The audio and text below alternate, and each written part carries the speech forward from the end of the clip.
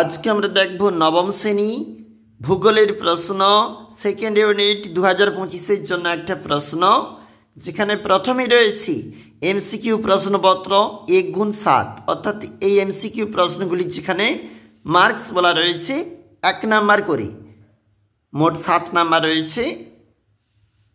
এবং নিচে 2 দাগে রয়েছে 1x2, অর্থাৎ 2 নাম্বার রয়েছে। এবং শুদ্ধ অশুদ্ধ নির্বাচন করো, 1x3 বলা রয়েছে, 3 নাম্বার রয়েছে। এবং সি দাগের প্রশ্ন 1x3, একটি বা দুটি শব্দে উত্তর দাও। এটা পরবর্তী পেজ, যেখানে নিচের প্রশ্নগুলির উত্তর দাও। 2x4, যেখানে 2 নাম্বার করে রয়েছে প্রশ্নগুলির জন্য। এবং এই 4 দাগের প্রশ্ন 3x4, অর্থাৎ 3 নাম্বার করে রয়েছে যে প্রশ্নগুলির জন্য। 5 দাগের যে প্রশ্নপত্র বলা রয়েছে 1x5, অর্থাৎ একটি প্রশ্ন করতে হবে এবং তার জন্য রয়েছে কিন্তু 5 নাম্বার।